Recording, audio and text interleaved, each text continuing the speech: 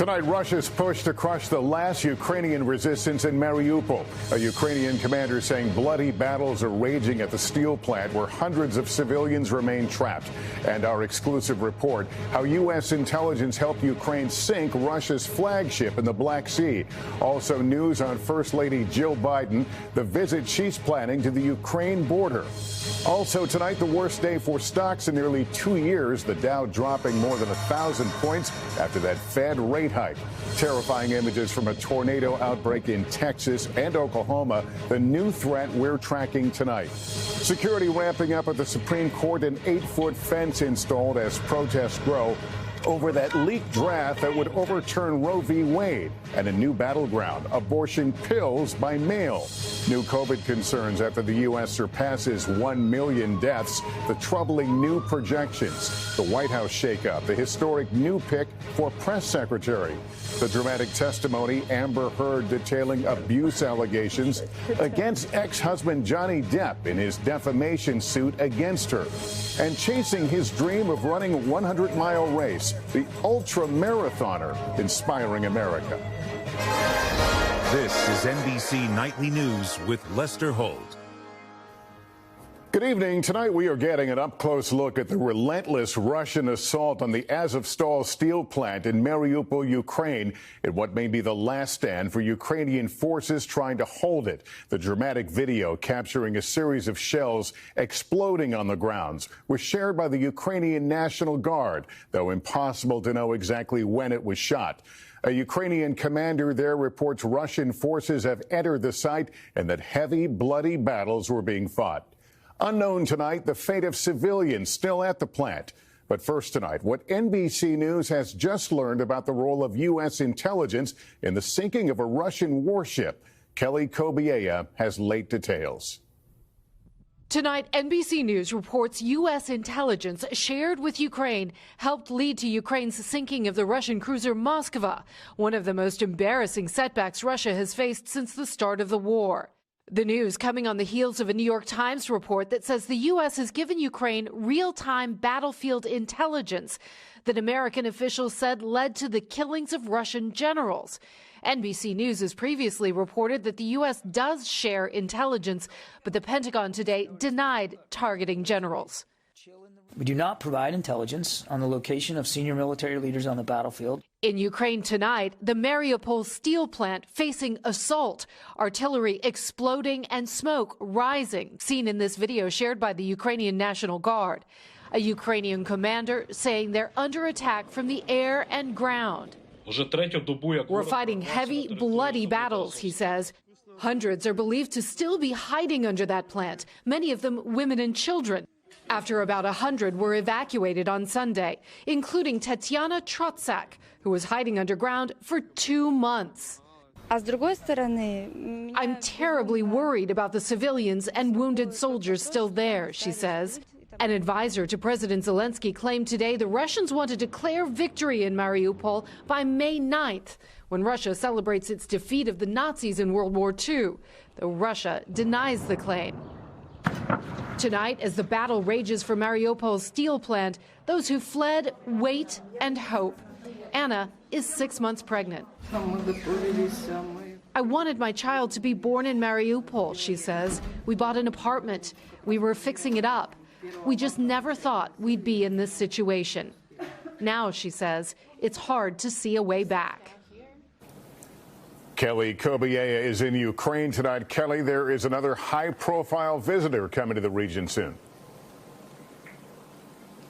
Lester, the White House announced First Lady Jill Biden will be traveling to Eastern Europe, and on Sunday, Mother's Day, will meet with aid workers and refugees on Slovakia's border with Ukraine. Lester? Okay, Kelly, thank you.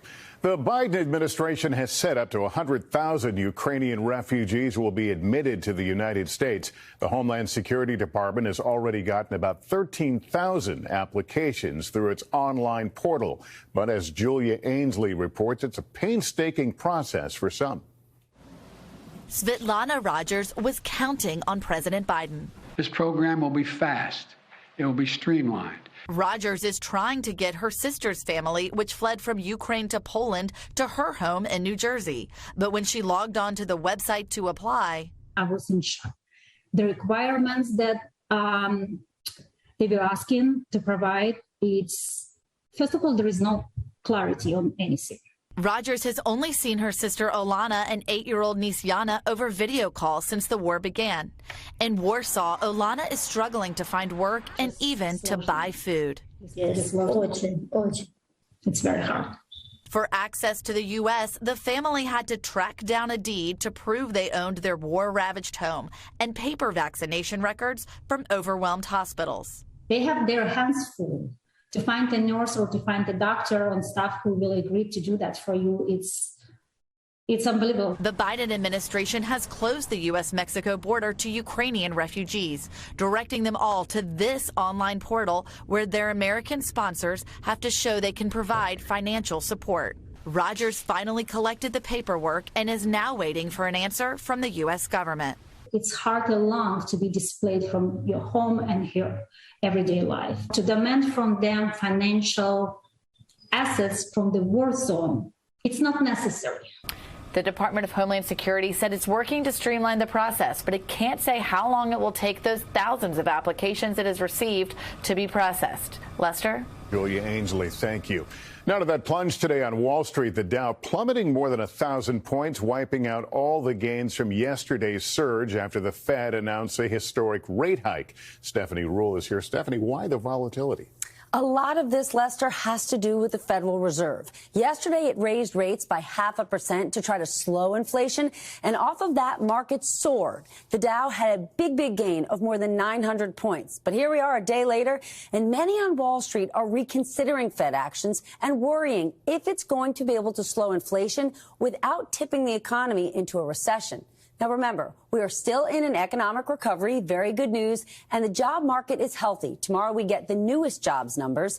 But today is a reminder for the average investor, this is what markets do. They go up, but they also go down. And the best advice, do not try to time the market day in and day out. Invest for the long term. All right, Stephanie Ruhle, thank you for that. At least one tornado already confirmed tonight amid another outbreak of severe weather. It comes after a violent night of storms in parts of Texas and Oklahoma. Morgan Chesky is following the damage in Texas.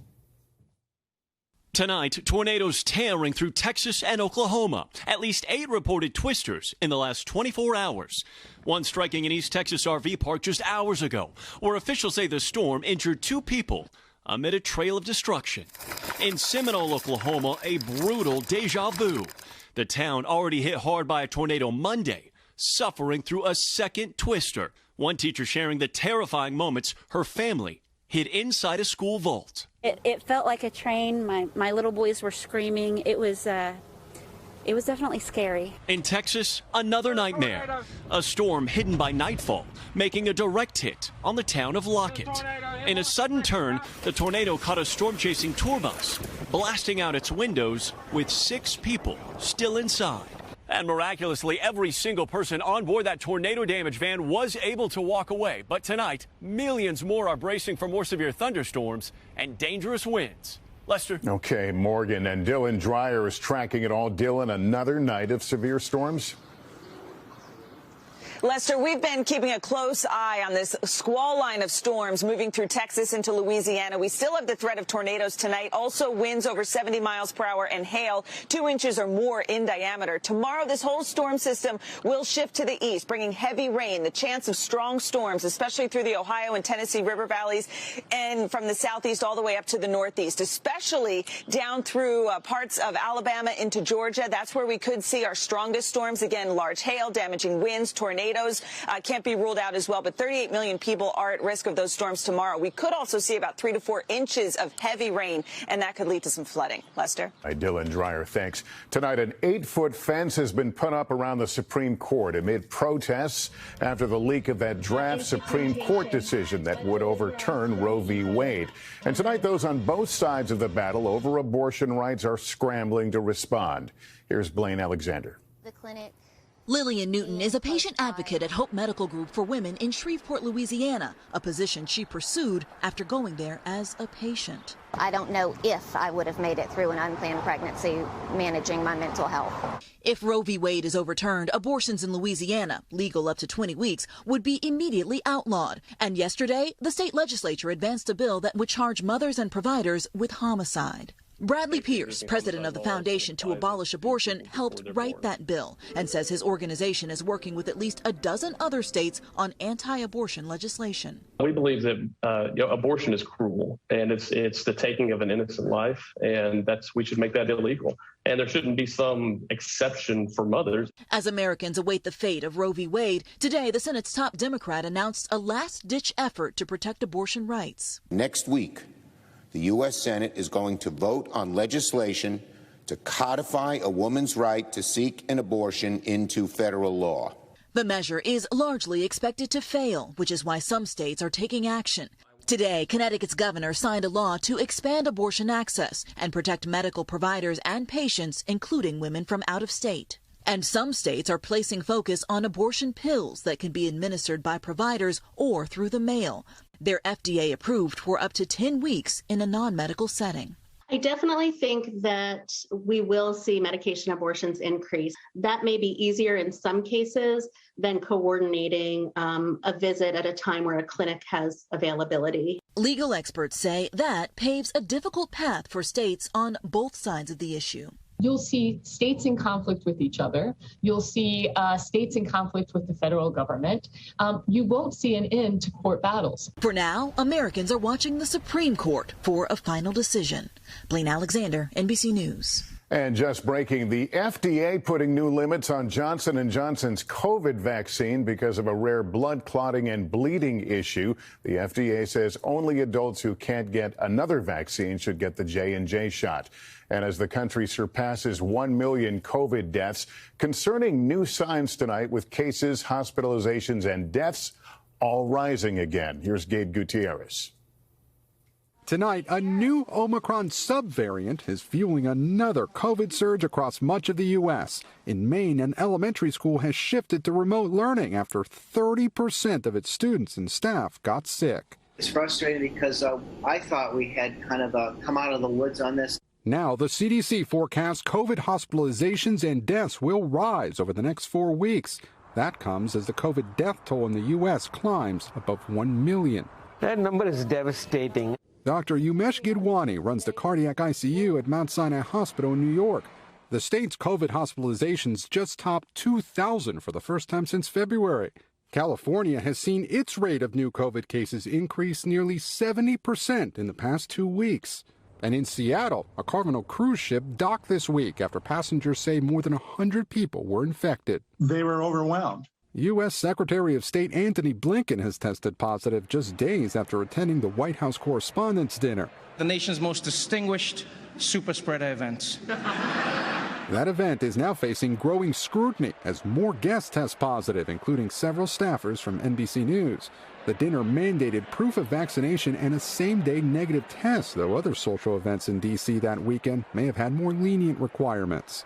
The president of the White House Correspondents Association says our event implemented protocols that went beyond any guidance or regulation issued by the CDC or the D.C. Health Department. And today, the World Health Organization estimated there have been nearly 15 million COVID-related deaths globally, roughly 3 times the official number. Lester? An astonishing number, Gabe. Thank you.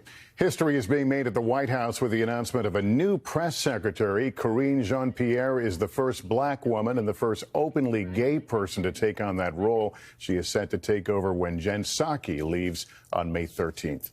In 60 seconds, fireworks in the courtroom. Actress Amber Heard testifying against ex-husband Johnny Depp in his $50 million defamation lawsuit against her. In a Virginia courtroom, 2 actors in a heated real-life drama. The $50 million defamation suit by Johnny Depp against ex-wife Amber Heard, who gave dramatic testimony today. Here's Miguel Almaguer.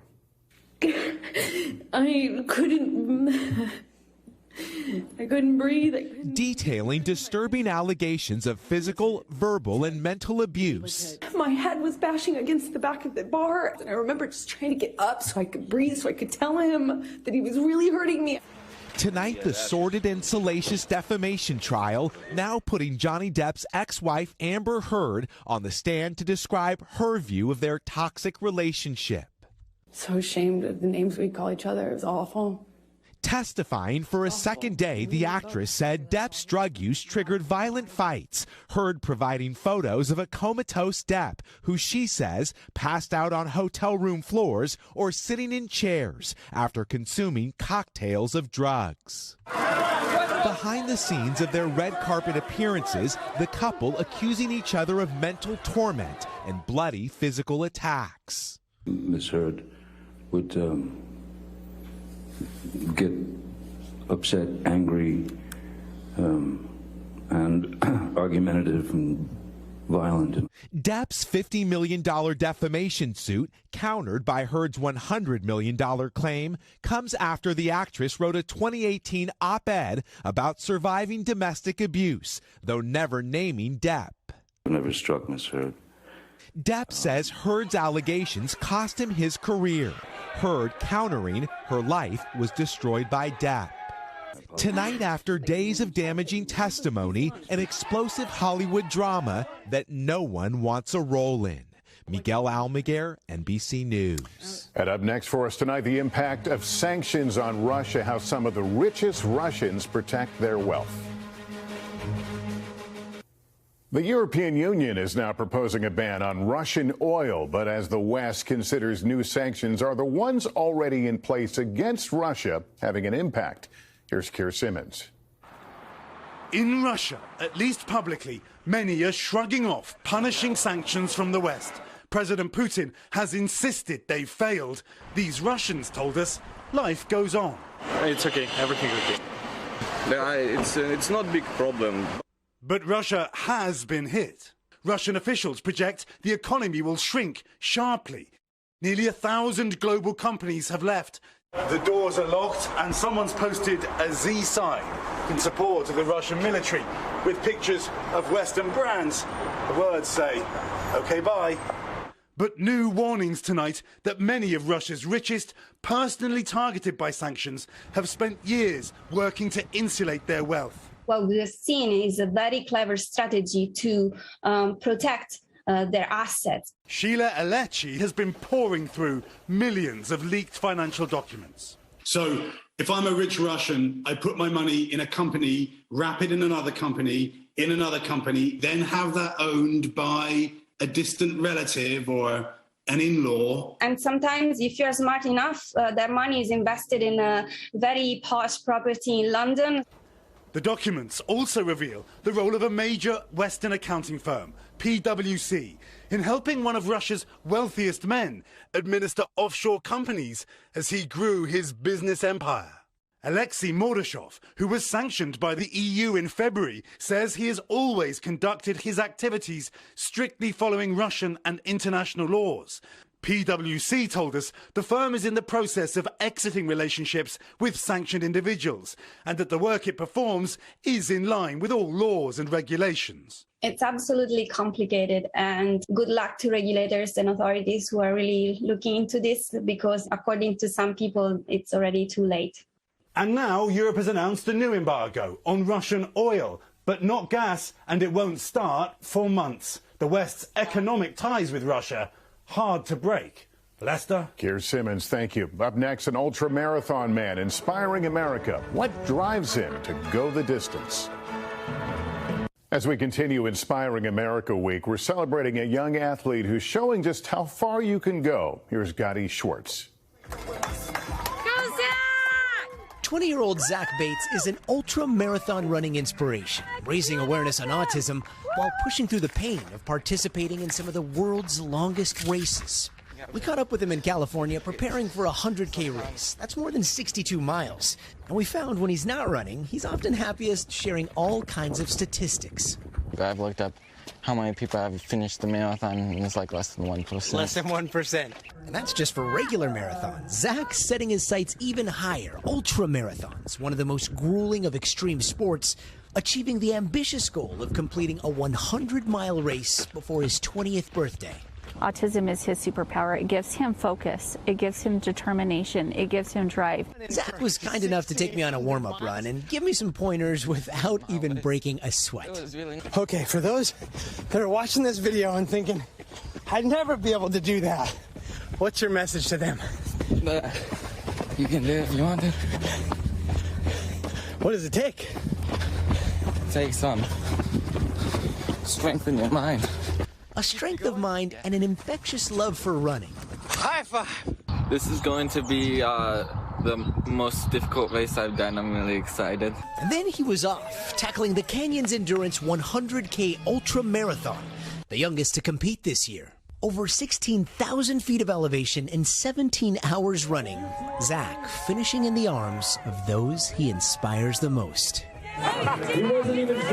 Gotti Schwartz, NBC News, Auburn, California. Terrific. Don't miss the 2022 Inspiration List this Saturday on NBC, MSNBC, and CNBC, and Sunday on Telemundo and across streaming platforms. Also, you can watch an all-news Nightly News Kids Edition streaming right now with a special guest. That's Nightly News. Thanks for watching, everyone. I'm Lester Holt. Please take care of yourself and each other. Good night.